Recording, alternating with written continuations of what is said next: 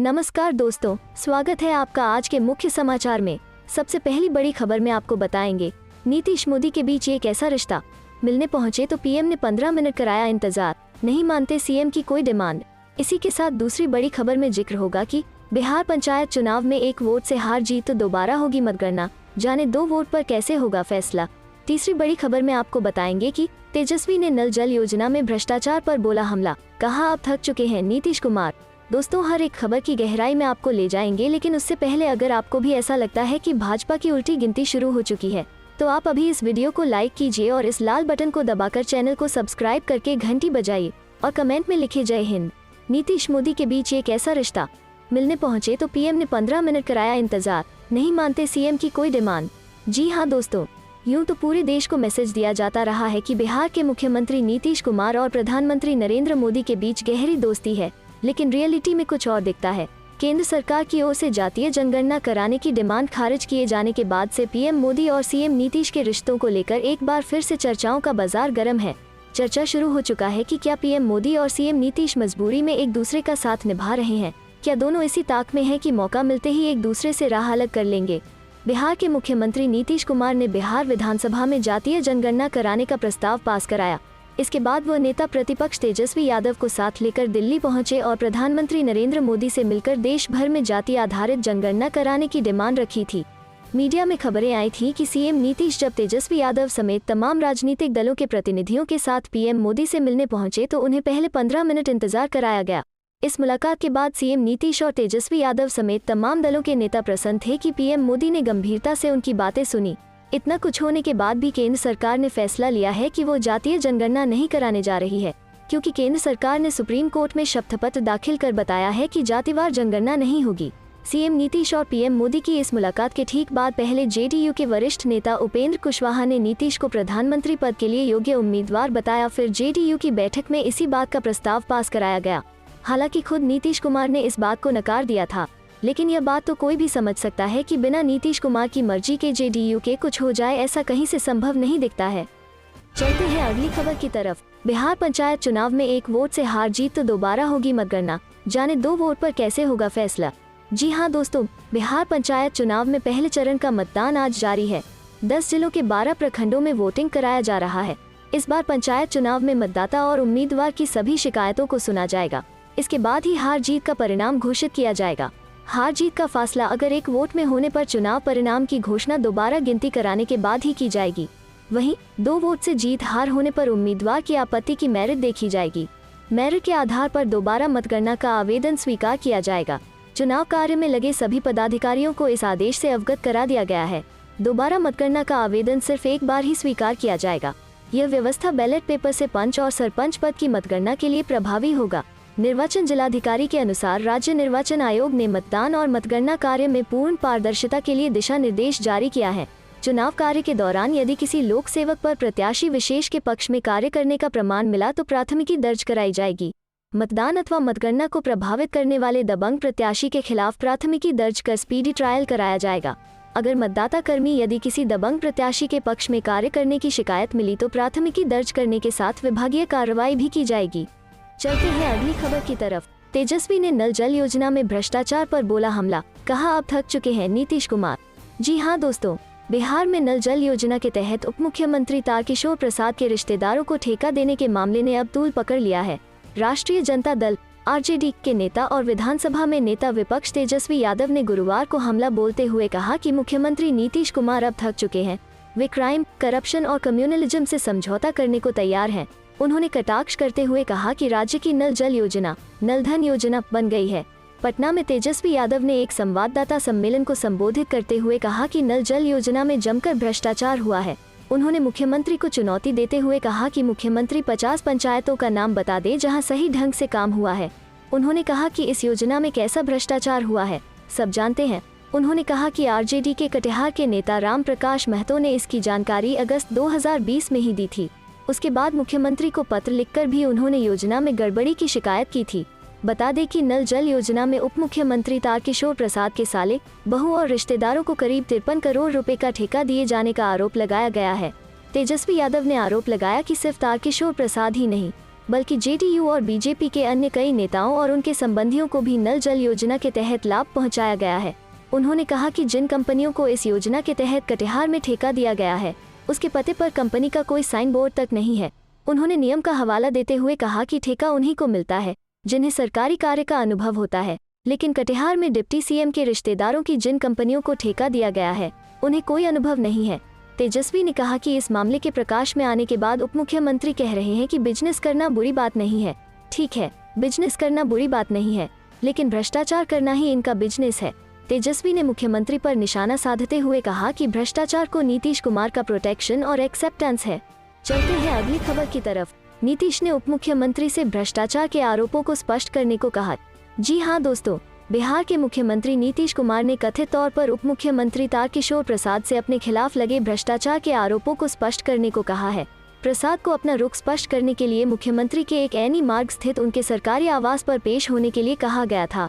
सूत्रों का कहना है कि नीतीश कुमार प्रसाद से नाराज हैं, जिन पर हर घर नल का जल प्रोग्राम के तहत बहू समेत अपने रिश्तेदारों को 58 करोड़ रुपए का ठेका देने में शामिल होने का आरोप है। नीतीश कुमार ने कथित तौर पर प्रसाद से एक सार्वजनिक मंच पर अपना रुख स्पष्ट करने को कहा। वो यह भी चाहते हैं कि भाजपा का शीर्ष नेतृत्व इस मामले का संज्ञान ले, क्योंकि उनके डिप्टी के भ्रष्टाचार में कथित संलिप्तता के कारण राज्य सरकार को भारी का सामना करना पड़ रहा है। इससे पहले विधानसभा में विपक्ष के नेता तेजस्वी यादव ने कहा था कि कथित घोटाले का पता राम प्रकाश महतो ने अगस्त 2020 में लगाया था। उन्होंने फरवरी 2021 में नीतीश कुमार को एक पत्र भी लिखा, लेकिन फिर भी मुख्यमंत्री ने संज्ञान नहीं लिया। यादव ने कहा, कानून के मुताबिक ठेका विशेषज्ञ कंपनियों या ठेकेदारों को दिया जाना चाहिए। इस मामले में नीतीश कुमार सरकार के मंत्रियों ने अपने ही रिश्तेदारों को ठेका दिया है। तारकिशोर प्रसाद ने बहू, बेटी, उसके पति को ठेका दिया है। उन्होंने कहा, पीएचईडी विभाग वर्षों से भाजपा के अधीन है। पहले सुशील कुमार मोदी पीएचईडी, अब तारकिशोर प्रसाद का प्रभार संभाल रहे थे। नीतीश कुमार अपने कनिष्ठ मंत्रियों को संरक्षण दे रहे हैं, जिससे घोटाले हुए। लोजपा नेता चिराग पासवान ने भी नीतीश कुमार पर हमला करते हुए आरोप लगाया कि उनकी सरकार के सभी मंत्री भ्रष्टाचार में लिप्त हैं। उन्होंने कहा, 7 निश्चय योजना, जो कि नीतीश कुमार की परियोजना है, वास्तव में भ्रष्टाचार की जननी है। उनके मंत्रिमंडल में एक भी मंत्री ने रिश्तेदारों को सरकारी ठेके देने से नहीं रोका है। मुख्यमंत्री हमेशा जीरो टॉलरेंस की बात करते हैं, लेकिन उनके मंत्री भ्रष्टाचार में शामिल हैं। तेजस्वी यादव ने बिहार सरकार पर लगाया खजाना लूटने और लोगों का शोषण करने का आरोप। डिप्टी सीएम पर जमकर बोला हमला। जी हां दोस्तों, राष्ट्रीय जनता दल और विपक्षी विधायक दल के नेता तेजस्वी यादव ने बुधवार यानी 22 सितंबर को बिहार के मुख्यमंत्री नीतीश कुमार पर निशाना साधा है। राजद नेता बिहार सरकार पर आम जनता का शोषण करने और राज्य खजाने को लूटने का आरोप लगाया है। यादव ने कहा कि हालिया 53 करोड़ रुपए का ठेका बिहार के अधिकारियों द्वारा बिहार के उप मुख्यमंत्री के सहयोगियों को दे दिया गया। यादव ने मामले पर जोर देते हुए इस पर कड़ी जांच की मांग की है। तेजस्वी यादव ने अपने बयान में कहा, इस सरकार में केवल बस जनता का शोषण और लूट हो रहा है। यहाँ ऊपर से नीचे तक भ्रष्टाचार ही है। ये जांच का विषय है। उप मुख्यमंत्री की जरूर जांच होनी चाहिए। राजद नेता ने नीतीश कुमार की सरकार से कटिहार मामले पर जांच की मांग की है। कटिहार के एक गांव के 2 बच्चों के अकाउंट में रहस्यमय तरीके से करोड़ रुपए डाले गए थे। 15 सितंबर को सोशल मीडिया पर दोनों बच्चों का वीडियो वायरल हुआ था, जिसमें दोनों बच्चे अकाउंट में आए 900 करोड़ रुपए की राशि के लिए केंद्र सरकार का आभार जता रहे थे। इसी बीच तेजस्वी यादव ने चुनावी टिकट के बदले कथित रूप से पैसे लेने के आरोप में उनके खिलाफ प्राथमिकी दर्ज करने के पटना अदालत के आदेश का जवाब देते हुए कहा, उन्हें कोई फर्क नहीं पड़ता कि कोई भी व्यक्ति उनके खिलाफ केस दर्ज करे। इस मामले पर कांग्रेस नेता संजीव कुमार सिंह ने पटना हाई कोर्ट में शिकायत दर्ज कराई थी, जिसमें उन्होंने दावा किया था कि राजद नेताओं ने उनसे लोकसभा और विधानसभा चुनावों में टिकट देने के बदले 5 करोड़ रुपए की मांग की थी। इसके अलावा उन्हें जान से मारने की धमकी भी मिली। कांग्रेस नेता ने दावा किया कि पैसे देने के बाद उन्हें टिकट नहीं मिला, और जब उन्होंने आरोपियों से इस बारे में पूछा तो उन्हें जान से मारने की धमकी दी गई। इस आरोप में तेजस्वी यादव के अलावा उनकी मीसा भारती, मदन मोहन झा, सदानंद सिंह और राजेश राठौर का नाम भी शामिल है। चलते हैं अगली खबर की तरफ। योगी सरकार पर बरसे चंद्रशेखर रावण, बोले ये गुंडों की सरकार है, इसमें न्याय की उम्मीद नहीं। जी हाँ दोस्तों, उत्तर प्रदेश में दलितों की हत्या, रेप और अन्य मामलों को लेकर आज पीड़ित परिवारों से मिलने आजाद समाज पार्टी के राष्ट्रीय अध्यक्ष चंद्रशेखर आजाद रावण अलीगढ़ पहुंचे। अलीगढ़ में वो 3 परिवारों से मिले। इसके बाद वो हाथरस और कासगंज भी जाएंगे। इस बीच मीडिया से बात करते हुए चंद्रशेखर रावण ने कहा कि न्याय देना तो सरकार का काम है। आप ये समझ ले कि कानून व्यवस्था बदहाल है। पीड़ित परिवार बैठा है, आंदोलन कर रहा है, धरना कर रहा है। ये सब परिवार मजबूरी में कर रहा है। उन्होंने कहा कि प्रशासन के लोग न्याय देने के बजाय धमका रहे हैं, कह रहे हैं बेटे को कह रहे हैं कि कबूल कर लीजिए, 15 दिन में छुड़वा देंगे नहीं तो लंबा टांग देंगे। चंद्रशेखर आजाद रावण ने कहा कि ये गुंडों की सरकार है, इसमें न्याय की उम्मीद नहीं है। दलित पलायन की स्थिति में है। अलीगढ़ में सैकड़ों की संख्या में घटनाएं हुई हैं। कप्तान से मिलेंगे और पूछेंगे कि अगर वो न्याय नहीं दे सकते तो उस कुर्सी पर बैठे क्यों हैं? अगर सरकार की सिफारिशों पर ही काम करना है तो संवैधानिक पद पर क्यों हैं? मैं पीड़ित परिवार के साथ खड़ा हूं और सवाल भी पूछूंगा। हालत ये है कि गांव में पानी भी रोका जा रहा है। चंद्रशेखर आजाद रावण ने कहा कि हाथरस में एक घटना हुई है, वैसी ही घटना यहाँ हुई है। घटना के 13 दिनों में गिरफ्तारी क्यों नहीं हुई? पीड़ित परिवार 25 तारीख को आवाज घेरेगा और मैं आज ही घेरूंगा। हाथरस से आने के बाद मैं यहाँ अधिकारियों से आकर पूछ लूंगा कि आप क्या कर रहे हो। चुनाव बहुत दूर है मेरे लिए, यही चुनाव है कि मेरे परिवार को सुरक्षा मिल जाए और उनको न्याय मिल जाए। उनके आंखों के आंसू को पोंछना ही मेरी राजनीति है। अलीगढ़ आया हूँ क्योंकि न्याय नहीं हो रहा है। अलीगढ़ में न्याय नहीं होगा तो हम लोग लड़ेंगे और न्याय दिलाएंगे। चलते हैं अगली खबर की तरफ। योगी सरकार पर जमकर बरसे अखिलेश यादव, बोले गाय गंगा और गड्ढे के मामले में है फेल। जी हाँ दोस्तों, आगामी उत्तर प्रदेश विधानसभा चुनाव से पहले समाजवादी पार्टी के मुखिया अखिलेश यादव ने गुरुवार को फिर से योगी सरकार पर हमला बोला है।